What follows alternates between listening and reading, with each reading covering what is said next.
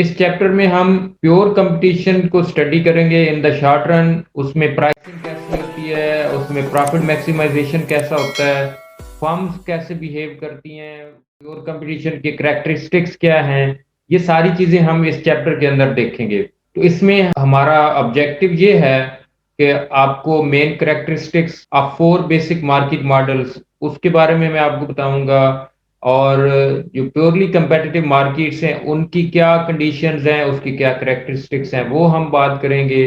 Purely competitive firm के अंदर या प्योरली कंपेटिटिव फर्म डिमांड को कैसे देखती है, और इसके साथ साथ हम ये भी देखेंगे कि जो प्योरली कंपेटिटिव फर्म्स हैं वो कैसे total revenue total cast approach को और marginal revenue marginal cast approach को यूज करके अपने प्रॉफिट मैक्सिमाइजिंग डिसीजन को फार्मुलेट करती हैं। और एंड पे हम ये भी देखेंगे कि जो मार्जिनल कास्ट कर्व है वो ही एक्चुअली किसी भी फर्म का सप्लाई कर्व होता है। तो ये हमारे 4-5 लर्निंग गोल्स हैं जिसके बारे में आप आगे चल के क्लियर हो जाएंगे।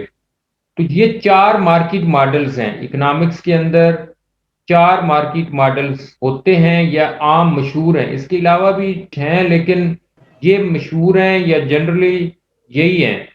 तो प्योर कंपटीशन जो हम अभी पढ़ रहे हैं, प्योर मोनोपोली, मोनोपोलिस्टिक कंपटीशन और ओलिगोपोली। जैसे जैसे हम प्योर कंपटीशन से शुरू करते हैं और मोनोपोली की तरफ जाते हैं तो जो ओपननेस है या जो एंट्री बैरियर्स हैं वो ज्यादा होते जाते हैं। प्योर कंपटीशन बहुत ही ओपन मार्केट है, इसके अंदर कंपटीशन ज्यादा है, इसमें फर्म्स बहुत ज्यादा हैं। तो जैसे जैसे हम राइट साइड पे जाते हैं प्योर मोनोपोली की तरफ तो कंपटीशन कम होता जाता है, नंबर ऑफ फर्म्स कम होती जाती हैं, एंट्री बैरियर्स ज्यादा होते जाते हैं। ये इनके कैरेक्टरिस्टिक्स हैं चारों मार्केट्स के in nutshell. Pure competition, monopolistic competition, oligopoly और मोनोपोली। तो आप देख सकते हैं number of firms pure competition के अंदर they are very large in number. Monopolistic competition में इतनी तो नहीं है जितनी प्योर कंपटीशन के अंदर होती हैं, लेकिन दे आर मैनी। ओलिगोपोली में फ्यू होती हैं और मोनोपोली के अंदर सिर्फ एक है। जो प्रोडक्ट ये डील कर रही होती हैं प्योर कंपटीशन वाला वो स्टैंडर्डाइज होता है, एक ही तरह का होता है, सबको पता होता है। लेकिन मोनोपोलिस्टिक कंपटीशन में थोड़ी बहुत वेरिएशन हो सकती है, डिफरेंशिएटेड। और ओलिगोपोली में भी स्टैंडर्डाइज भी हो सकता है या डिफरेंशिएटेड भी हो सकता है। जबकि मोनोपोली के अंदर जो मोनोपोलिस्ट प्रोडक्ट सेल करता है वो यूनिक होता है, वो किसी और के पास नहीं पाया जाता, ना कोई और बेच सकता है, ना किसी के पास वो होता है, क्योंकि उससे मिलता जुलता कोई और प्रोडक्ट होता ही नहीं है। प्राइसेस के ऊपर कंट्रोल की अगर हम बात करें तो जो प्योर कंपटीशन है प्राइसेस के ऊपर कोई कंट्रोल नहीं है, मार्केट डिटरमिन करती है। सेलर्स एंड बायर्स का इंटरेक्शन डिटरमिन करता है प्राइसेस को। जबकि मोनोपोलिस्टिक कंपटीशन में थोड़ा बहुत कंट्रोल है प्राइसेस के ऊपर, लेकिन विद इन लिमिट्स। जबकि ओलिगोपोली के अंदर प्राइसेस के अंदर भी कंट्रोल है, लेकिन थोड़ी बहुत फर्म्स हैं वो आपस में वो कंसल्ट करती हैं या एक दूसरे के साथ मिलके चलती हैं, म्यूचुअल इंटरडिपेंडेंस होती है और आमतौर पे क्लूजन होता है। जबकि मोनोपोली के अंदर तो बहुत ही ज्यादा कंट्रोल होता है प्राइसेस के ऊपर। एंट्री कंडीशंस प्योर कंपटीशन के अंदर there are no entry barriers, they are very easy, there are no obstacles. जबकि मोनोपोलिस्टिक कंपटीशन में इतना ज्यादा आसान नहीं है जितना प्योर कंपटीशन में, लेकिन इट इज रिलेटिवली इजी।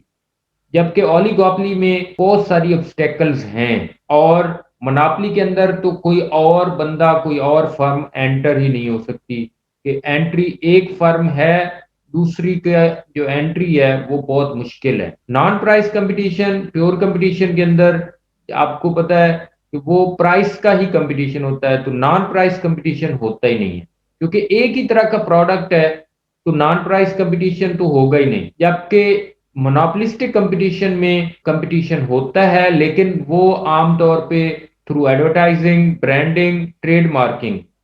अब पेप्सी और कोक एक ही तरह के प्रोडक्ट्स हैं, थोड़े बहुत डिफरेंशिएशन है, लेकिन उनका कंपटीशन कैसे है, ऑलमोस्ट प्राइसेस भी सेम है। आप देखें तो उनकी जो एडवर्टाइजिंग स्ट्रेटजी है, उनके ब्रांडिंग स्ट्रेटजी है, उनका ट्रेडमार्क वो वेरी करता है। ओलिगोपोली में जो नॉन प्राइस कंपटीशन है काफी ज्यादा होता है, उसके अंदर कंपटीशन होता ही नॉन प्राइस कंपटीशन है आमतौर पे। और उसमें जो मेन स्ट्रेटजी है कंपटीशन की, उसमें प्रोडक्ट डिफरेंशिएशन होती है। प्रोडक्ट्स मिलते जुलते होते हैं, लेकिन उनके अंदर थोड़े बहुत डिफरेंट एट्रीब्यूट्स डाल के उनका कंपटीशन होता है। और जो मोनोपोली है उसके अंदर प्राइस का ही कंपटीशन है, तो नॉन प्राइस कंपटीशन की जरूरत ही नहीं है उनको।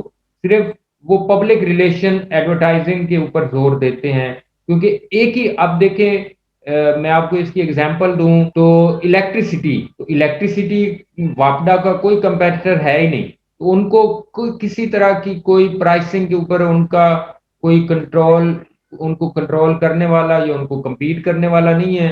तो उनका मेन रोल यही होता है, पब्लिक रिलेशनिंग होती है, या एडवर्टाइजिंग के लोगों को बताना कि इलेक्ट्रिसिटी का यूज कैसे करना है, उसके बिल कैसे टाइम पे देने हैं, और जो इंस्टॉलेशन हैं उनका कैसे ख्याल रखना है, अपने आप को कैसे बचाना है।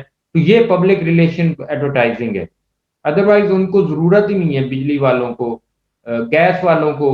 पाकिस्तान रेलवे को आप देखें तो उसका कोई कंपेटिटर नहीं है, तो उनका भी मेन फोकस होता है पब्लिक रिलेशन एडवर्टाइजिंग पे। एग्जांपल्स प्योर कंपटीशन में एग्रीकल्चर है, तो आपको पता है गंदम, तो हर फार्मर के पास बिल्कुल एक ही तरह की वो जो आउटपुट आती है गंदम की, वीट ग्रेन, तो सबको पता है। मेज ग्रेन सबको पता है, राइस ग्रेन सबको पता है, शुगर केन दूर से देख के आप कह सकते हैं। जो मोनोपोलिस्टिक कंपटीशन में ये रिटेल ट्रेड जो होती हैं, रिटेलर्स, ड्रेस वाले जो हैं शॉप्स, शूज वाली, तो ये मोनोपोलिस्टिक कंपटीशन है।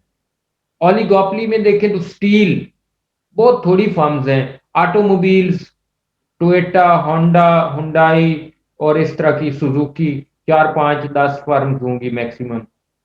फार्म इम्प्लीमेंट्स के ऊपर आप देख लें, हाउस होल्ड अप्लायंसेज, ये फ्रिज, एसी, टीवी के ऊपर आप देखें लें तो इतनी ज्यादा फर्म्स नहीं है, फ्यू है।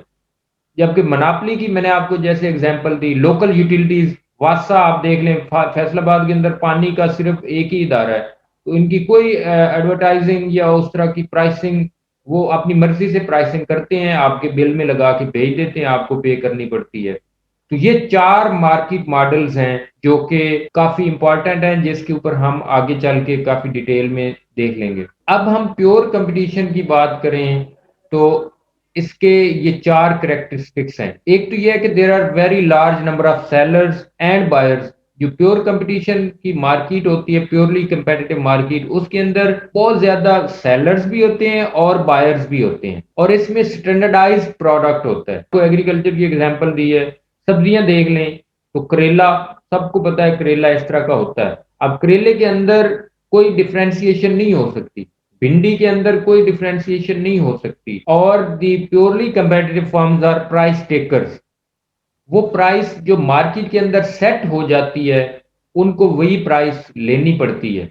उनका प्राइस मेकिंग में कोई रोल नहीं है, वो प्राइस मेकिंग नहीं कर सकती। तो जो मार्केट के अंदर प्राइस सेट हो जाती है, तो based on supply and demand, उसी प्राइस को सेलर भी चार्ज कर लेता है, और वही प्राइस जो कंज्यूमर है वो पे करता है। प्योरली कंपेटिटिव मार्केट के अंदर जो एंट्री है या एग्जिट है वो बहुत ही आसान है। कोई बंदा कल को, ये आप घंटाघर या आप जंग बाजार में चले जाएं, ये प्योरली कंपेटिटिव मार्केट है।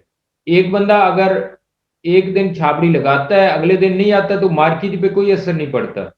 उससे अगले दिन 3 और आ जाते हैं, तो कोई सप्लाई या डिमांड पे वो इतना ज्यादा इन्फ्लुएंस नहीं कर सकते।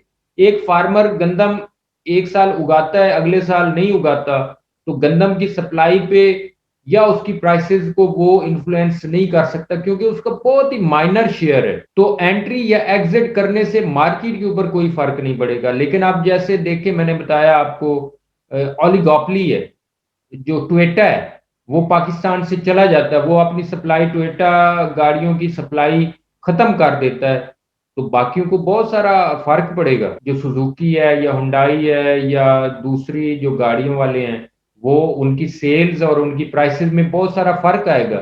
इसी तरह से ये डॉलेंस है, पेल है, एसीज की आप बात करें तो वो भी ओलिगोपोली में आते हैं। या मोनोपोली की जैसे हमने बात की कि अगर सुई गैस वो मार्केट छोड़ जाते हैं, तो क्या होगा, सब लोग बहुत ही सफर करेंगे। तो लेकिन प्योर कंपटीशन के अंदर एंट्री और एग्जिट जो है वो बहुत आसान है, और किसी को कोई फर्क नहीं पड़ता कोई आ रहा है या कोई जा रहा है। जो प्योरली कंपेटिटिव डिमांड है वो परफेक्टली इलास्टिक होती है, क्योंकि प्योरली कंपेटिटिव डिमांड में कोई फर्म ज्यादा प्रोड्यूस करे या कम करे, वो उस मार्केट प्राइस पे इतना ज्यादा वो फर्क नहीं डालते। तो जो डिमांड का ग्राफ है वो हॉरिजॉन्टल लाइन होता है। तो इसलिए प्योरली कंपेटिटिव डिमांड पर purely elastic perfectly elastic demand होती है। पर प्योर कंपटीशन के अंदर हर फर्म सेम प्राइस पे कम या ज्यादा प्रोड्यूस कर सकती है। आपने देखा था परफेक्टली इलास्टिक डिमांड में प्राइस में कोई चेंज नहीं होती, प्राइस आज भी उतनी है जितनी कल थी। लेकिन आज सप्लाई, आज आज लोग जाएंगे कल नहीं जाएंगे, तो डिमांड तो उतनी है और प्राइस में कोई चेंज नहीं आ रही। सेम प्राइस पे आज 100 यूनिट बिक जाएंगे, 100 मन बिक जाएंगे टमाटर के, कल उसी प्राइस पे 120 बिक जाएंगे। तो जो सेलर है उसको प्योर परफेक्टली इलास्टिक डिमांड का सामना करना पड़ता है। तो जो डिमांड का ग्राफ है प्योर कंपटीशन के अंदर वो हॉरिजॉन्टल लाइन होता है। तो एवरेज रेवेन्यू है revenue per unit of output. तो टोटल रेवेन्यू वो होता है प्राइस इनटू क्वांटिटी। तो एवरेज रेवेन्यू होगा total revenue over quantity divided by quantity, और ये बराबर होता है प्राइस के। जो एवरेज रेवेन्यू है वो प्राइस के बराबर होता है रेवेन्यू पर यूनिट। तो रेवेन्यू पर यूनिट कितना होगा, एक यूनिट ऑफ आउटपुट बेचने से मिलने वाले पैसे कितने होंगे, जितनी उसकी प्राइस होगी। आगे चल के हम देखेंगे जो मार्जिनल रेवेन्यू है प्योर कंपटीशन के अंदर वो भी प्राइस के बराबर होता है। ये नीचे आपके सामने है। तो मार्जिनल रेवेन्यू क्या है, extra revenue from one more unit of output, और इसका फार्मूला है change in total revenue divided by change in output. तो ये कितना होगा, ये भी प्राइस के बराबर होगा।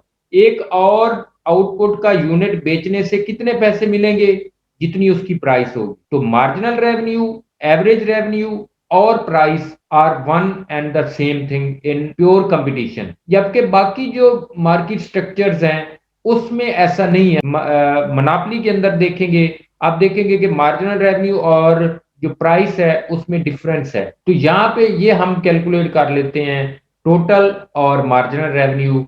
तो ये देखिए प्राइस है, सेम प्राइस है, प्रोडक्ट प्राइस $131, सेम प्राइस है। इसी प्राइस पे पहले घंटे में कोई चीज बिकती नहीं है।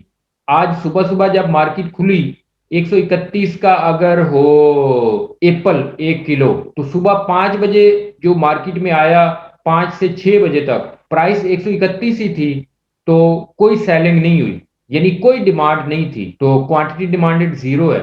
6 से 7 के दरमियान 1 किलो की डिमांड आ गई, प्राइस अब भी हुई है। फिर 7 से 8 के दरमियान 2 बंदे आ गए या 2 किलो की डिमांड आई। अब देखिए डिमांड बढ़ती जा रही, प्राइस सेम है। तो ये प्योर कंपटीशन है, फर्म डिमांड शेड्यूल। तो फर्म के प्रोडक्ट की डिमांड, अब देखिए प्राइस उतनी ही है, लेकिन चूंकि ये प्योर कंपटीशन है, प्योरली कंपेटिटिव मार्केट है, तो सेम प्राइस पे डिमांड वेरी कर रही है। तो डिमांड कर्व कैसा होगा, आप बनाएंगे आगे चल के, हम बनाएंगे भी, वो हॉरिजॉन्टल लाइन होगी। 131 पे डिमांड 0 भी है और 131 पे डिमांड 10 भी है, तो स्ट्रेट लाइन बनेगी। तो फिर अगले घंटे में 3 किलो की डिमांड है, उससे अगले में 4, जैसे जैसे मार्केट ओपन हो गई, लोग कंज्यूमर मार्केट में आएंगे। अब देखिए कंज्यूमर आ रहे हैं या नहीं आ रहे, प्राइस उतनी ही है जितनी सप्लाई और डिमांड की बेसिस पे प्राइस सेट हो गई है। अब वही चलनी है प्राइस शाम तक। तो ये क्वांटिटी डिमांडेड है। अब टोटल रेवेन्यू जैसे हमने कहा, ये 1 into 2 यानी प्राइस इंटू क्वांटिटी। तो पहले 0, फिर 131, फिर 262, 393। आप इसको इससे मल्टीप्लाई करते रहें तो आपके पास टोटल रेवेन्यू आ जाएगा।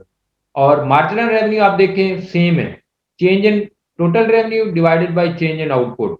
तो 131 माइनस 0 डिवाइडेड बाय 1 करेंगे तो 131, 262 माइनस 131, 131 डिवाइडेड बाय 2 माइनस 1, तो 131।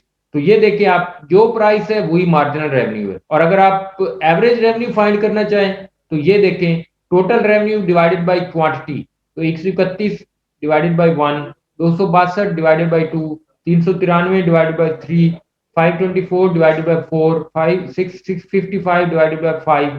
तो फिर भी 131 ही आएगा। ये है। अब इसी को हमने ग्राफ की फॉर्म में बना दिया है। तो देखें, टोटल रेवेन्यू तो कंटिन्यूसली बढ़ रहा है और ये स्ट्रेट लाइन है। ये देखें, जैसे जैसे आउटपुट बढ़ रही है टोटल रेवेन्यू बढ़ता जा रहा है, ये अपवर्ड स्लोपिंग है। लेकिन मार्जिनल रेवेन्यू क्या है, वो 131 ही है, जो कि बराबर है डिमांड के, जो कि बराबर है एवरेज रेवेन्यू के। ये देखिए, ये यही डिमांड है और आपका जो मार्जिनल रेवेन्यू है वो 131 पे जा रहा है। ये देखिए, तो स्ट्रेट लाइन है, हॉरिजॉन्टल लाइन है। अब हम देखते हैं प्योर कंपटीशन के अंदर प्रॉफिट मैक्सिमाइजेशन का कैसे पता चल सकता है। इसके लिए दो अप्रोचेस हैं।